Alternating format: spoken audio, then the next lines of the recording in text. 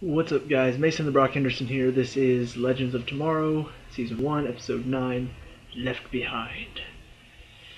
Not like the Rapture. It's not what they're talking about. Anyway, I have nothing else to say aside from another great episode. This show has been very consistent in delivering good episodes and great episodes. None of these episodes have been bad. I can't think back to any one that made me go, oh, that was annoying, or that was not enjoyable. It started off very well. It started off with some good action. It started off with a good story build-up. And from there, it's just continued on. It's done very well in that aspect. And I love kind of the freedom the show feels it has to just sort of jump around a little bit. You know, going from the 70s to the 80s to the future, back to the 50s, and now they're in the 60s. It just feels like they have so much freedom to work with, and I love that. And it's funny because, you know, I've seen the first 3 seasons of Arrow. I've seen the first season of The Flash. I've, you know, not caught up, but using Netflix, I got caught up as much as possible. Neither of those shows did enough to capture my attention in the first half of the season. You know, they did. It was interesting. It was like an Arrow. The action scenes were great. The fighting was great. All that stuff was like, oh, this is intense stuff. In The Flash, it was fun. You know, there was a lot of funny jokes. There were a lot of moments that just made me laugh. It was enjoyable. This show has just really captured my attention with this interesting concept, with a good cast of characters, and the story they have just continues to build and build off of itself too. You know, it's not like you think about Arrow and The Flash. Most of the time there is a running storyline, but it feels very episodal, if that's the word. Episodical? I don't know. Whatever it means, it feels like it's an episode by episode basis with an overall storyline.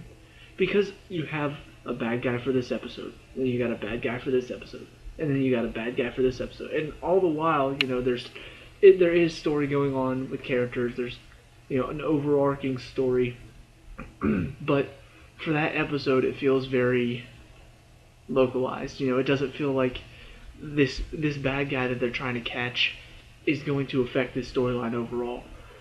Every single episode of this show feels very important, even if it feels like, you know, oh, so this episode they're in this timeline trying to stop Vandal Savage. Now this one is there, but it goes beyond just go to this time, stop Vandal Savage, go to this time, stop Vandal Savage. It's like, it's part of the plan. You know, they tried to stop him there, didn't work. Now they're going to this timeline, didn't work here either. And now, on top of that, it's going to be even harder to stop him because he knows that they're coming. So let's go back to you know, they ended up getting knocked off course of the future, but let's go back to an even further time in the past to try to stop him there because he won't see us coming. And then that didn't work. And now it feels like they are going to a moment in time where not only is going to be extremely prepared, because I think it's in the future.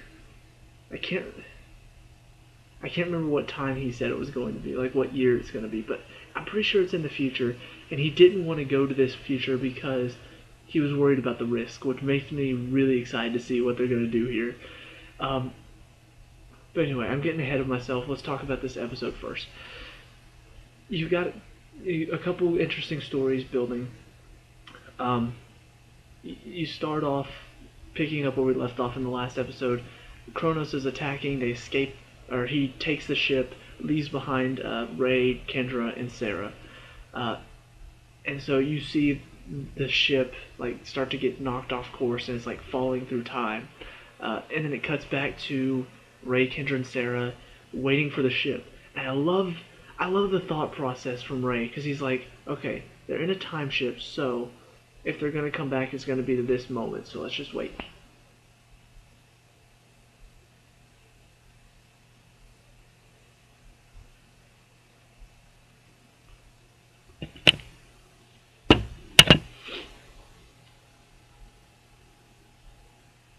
Any minute now. You know, the thought process there is really good, because yeah, if they are going to return, they'll return to this time, and so they'll be back.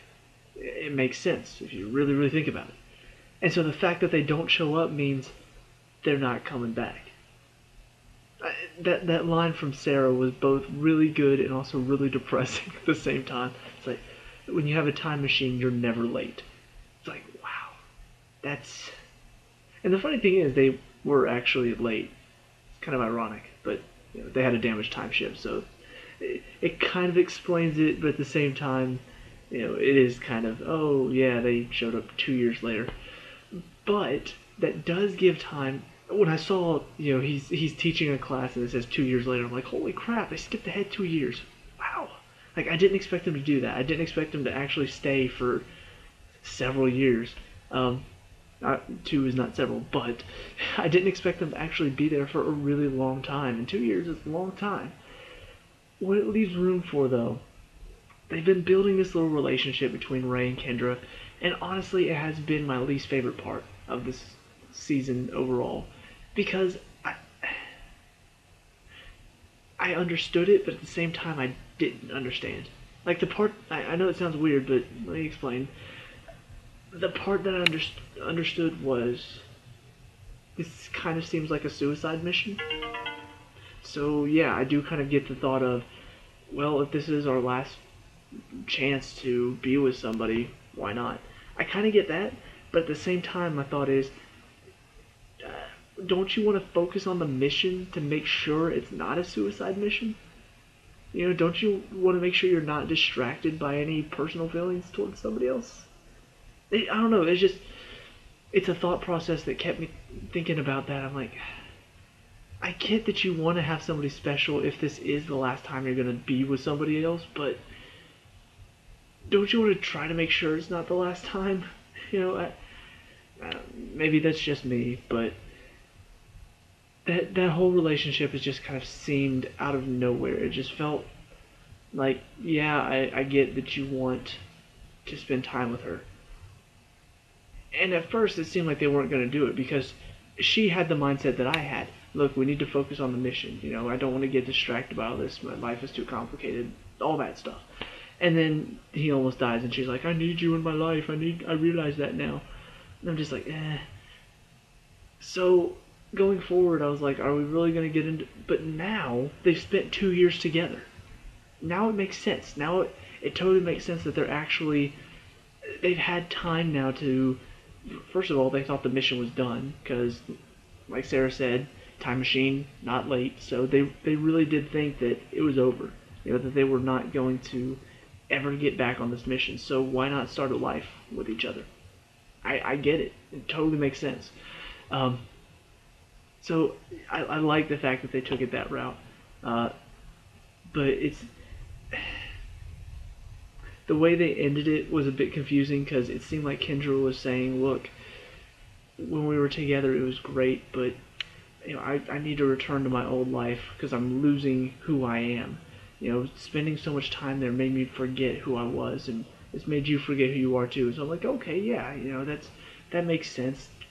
Figure yourself out, and then at the end they start making out and looks like they're about to sleep together. I'm like, oh. So everything she just said was completely meaningless then. Okay. It's a nitpick compared to the rest of the episode, but it is something that bugged me. Like, this whole episode, it felt like, after they got rescued, it felt like she was saying, okay, we need to take some time, we need to figure this. And then at the end, she's just like, screw it. Screw you. Ha! I don't know, it felt like all of that, she just took all of that back in the end.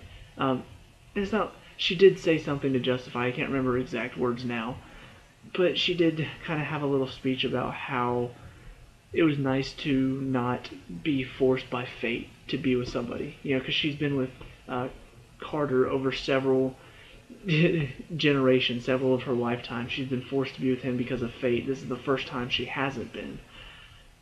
And so, I do get that.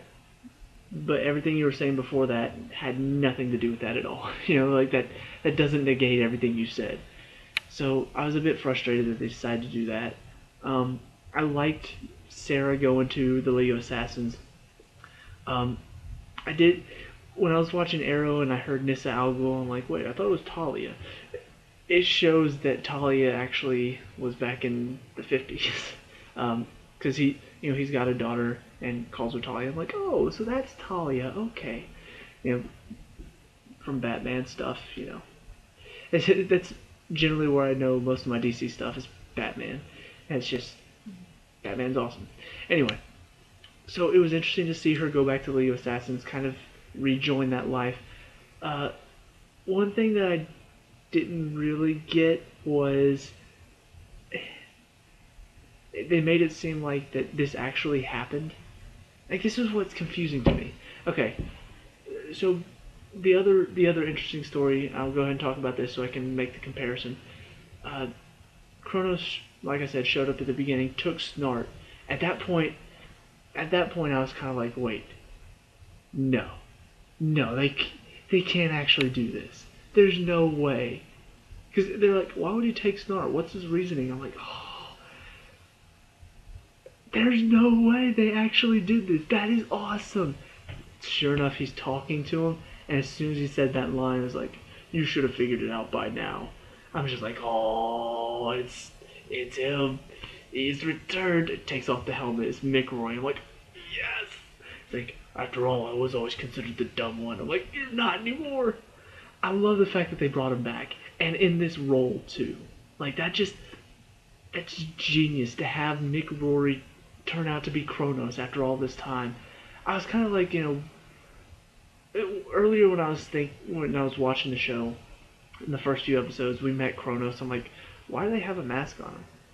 Like, it just seems sort of out of nowhere for him to just have a mask. I'm like, is it going to be somebody we know? Like, is it going to be maybe Rip Hunter's wife? Is it going to be Rip Hunter, another version of himself? I was thinking about it. I was like, why would they have a mask? And so all of that got justified.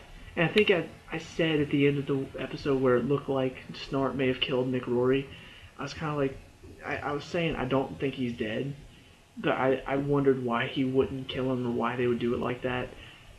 All of that just completely came full circle. Now I know why they did that. It all makes sense now.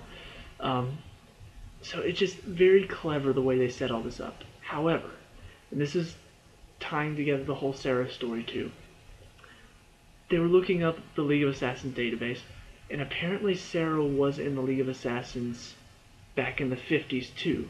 My question is that because she did that now, or because she was always going to do that? And the reason it ties together with the Mick Rory thing was Mick Rory as Kronos attacking them from the beginning, so all of this was already supposed to happen. Like, Snart was already supposed to leave Mick Rory there, and the Time Masters were going to go get him, and it ended up coming full circle to where, like, I don't know, it really does confuse me, because, like I said, from the very beginning of the show, it could all just be that, all of this was supposed to happen anyway, because everything they've done so far matches up with history. Like, aside from that one episode where, like, they got Firestorm, or they took Dr. Stein, and so there's a future now where firestorms were destroying the city a lot earlier than they were supposed to, or back in 2016, something like that. Anyway, so it did kind of, aside from that, it felt like everything they were doing was kind of matching up with the time. Like, the plans that they're stopping, that Vandal Savage were setting in place, none of that stuff happened. So it kind of, is that supposed to happen? Is that what already happened? Like, did they already go do this and they failed? And so that's why the timeline is still how it is? I don't know. It's just kind of confusing to really think about. Okay, so what does this mean? What does all of this mean? I don't know. I'm confused. But this episode kind of leans more towards the Sarah had been in the League of Assassins before in 1950 something or 1960. So does that mean that all of this was supposed to happen?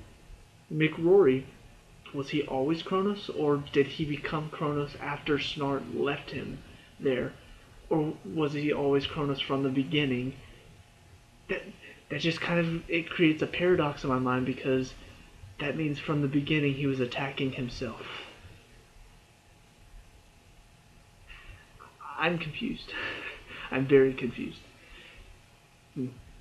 And really the big question that it kind of brings up is, if one of them dies, could they go back to another time? And just like this is the type of questions that, or these are the type of questions that I want the show to be making me ask, like really thinking about it, not just sitting here and just, oh, I'm going to watch a show and just, watch it and enjoy it and that's it. No, I like shows that make me think. That's why I watch crime shows, because I like to try to see if I can figure out the mystery too. This show is really making me think. Like, what if as they're going through their mission, if one of them gets killed off, could they go back to 2015 and get them from there? Or are they just automatically dead now, forever? Carter died in the beginning. When does he respawn? Because we know that he's going to. We know that he will be reborn again. Does he get reborn in that time when they were killed, which was like, I think 1970 something or 1980 something? Does he get reborn in that year, or does he get reborn in 2016 because that's the time that he came from? It's kind of interesting to think about. If they go back and if they get McRory, that Snart left in the woods, if they go back and get him when Snart left him, does that take Kronos away because the Time Masters don't get him? Like, what if he goes back and kills him? Does Kronos go away? It's so many questions. I don't know. But it's confusing me, and at the same time I love it because I love the fact that it's making me ask these questions. It's really getting me to think. It's really getting me to think about this show and get me focused. So I love that. I love how they're doing this, and I love the fact that it's all sort of making sense, but at the same time it kind of leaves the door open for some different, what's it called? Like, different interpretations, I guess. So yeah, I mean, overall, I'm really, really, really enjoying the show, more than Flash and Arrow, just because, I mean, there's so much to enjoy. The final fight scene, too, where they're all fighting Kronos, was well done. Snart having to smash his hand after freezing it, I'm like, oh my gosh, like, Snart has one hand now. And then, of course, the ship brings it back because regeneration powers, makes sense, I guess. On the one hand, you see what I... Yeah, I'm really alone. I'm sorry. Anyway. But yeah, that whole final scene, the fight, and then capturing McRory, and then, them talking about what to do with him, it just all begs so many questions of what's going to happen from here. But like I said about earlier, the way that it ends kind of makes it feel like... It's funny because I'm looking at what episode 1. It's episode 9, which means we still have a good chunk of the season to go. And yet, what Rip Hunter's saying at the end of this episode kind of makes it feel like... It feels like we're getting to the end game. Like, the way he describes this time they're going to is like, if they don't stop Vandal Savage here, it's do or die. Like, they have to stop him or die trying. That kind of makes it seem like it's the end game. And we're only on episode 10 after this. So, I'm confused. I really am confused about what this means for the season. The fact that it already feels like we're getting to the climax well before we've actually gotten to the climax. I don't know what they're going to do. I don't know how they're going to handle this. Just very interesting to think about, and very interesting to kind of speculate on where they're going from here. So, I really enjoyed the show. I'm excited to see what they're doing. I'm excited to see what comes next. So, let me know what you think down below in the comments. What did you think about this episode? What did you think about the shocking twists with McRory and the decision to have them live in this time period for 2 years? What do you think is going to happen next? Where do you think they're going with this show? Leave a like and subscribe for more Legends of Tomorrow, and I'll see you in the next review. Peace out.